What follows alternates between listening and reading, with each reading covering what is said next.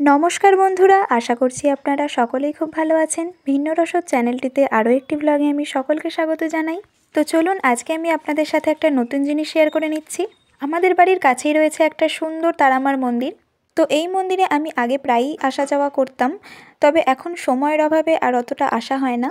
আজকে বিকেলবেলা ঘুম থেকে ওঠার পর আমার ভাই ভীষণ বায়না ধরল যে ওকে তারামার মন্দিরে নিয়ে যেতে হবে। তাই বোন আর আমি দুজনে মিলে ওকে নিয়ে চলে গিয়েছিলাম তারামার মন্দিরে।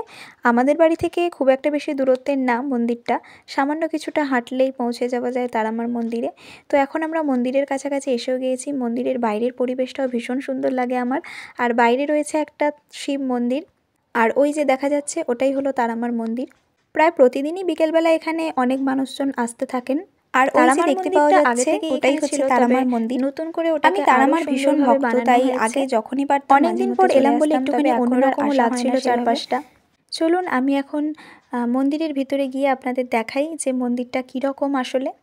তারামার মন্দিরে আসলে আমি একটা আলাদাই শান্তি অনুভব করি।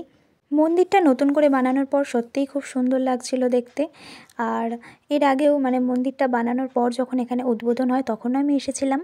প্রতি বৃহস্পতিবার এই মন্দিরে ভোগও খাওয়ানো হয়। আর প্রত্যেক দিনই প্রায় এখানে যতজন মানুষ আসেন বিকালবেলা সকলকে ভোগ দেওয়া হয়। মন্দিরের ভিতর মায়ের মূর্তিটা ভীষণ সুন্দর লাগে আমার দেখতে। চাইলে এখানে বসে অনায়াসেই 2-3 ঘন্টা কাটিয়ে দেওয়া যায়। আমরা সঙ্গে করে একটুখানি ধূপ আর বাতি নিয়ে এসেছিলাম, তো সেটা আমি বোনকে বললাম যে জ্বালিয়ে দিতে। তাই বোন এখন ধূপবাতিটা জ্বালিয়ে ঠাকুরের সামনে দেখাচ্ছিল।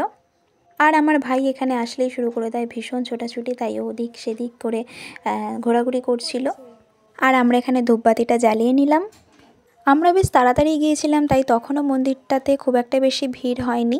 বিকেলের দিকটা ভিড়টা একটুখানি কমই থাকে, সন্ধেবেলা করে আর একটুখানি ভিড়টা হয় যখন আরতি হয় 6টার সময়, সন্ধ্যা আরতি হয়।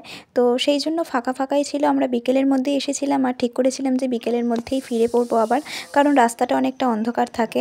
তো সেই জন্য আমরা এখানে ধূপটুপ জ্বালিয়ে তারপরে ভাই আর বোন এখানে বসে পড়েছিল। একটা করে এখানে ঠাকুরের টিপ দেওয়া হয়, তারপর একটুখানি চন্দ্রমিত্র দেওয়া হয়, আর তারপর একটা করে সকলকে প্রসাদ দেওয়া হয়।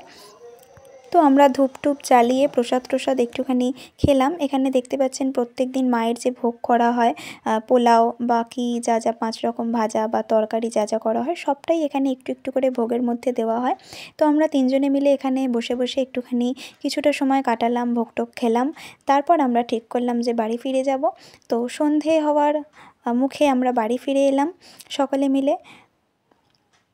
তো বাড়িতে এসে আমি এখানে একটুখানি গল্প করতে বসে গিয়েছিলাম সকলের সাথে। আমার ভাই এখানে বদমাইশি করতেও শুরু করে দিয়েছিল। তো আজকের ভিডিওটা এই পর্যন্তই থাকলো। কেমন লাগলো অবশ্যই জানাবেন। আবার আসবো নতুন কোনো ভিডিও নিয়ে। টাটা।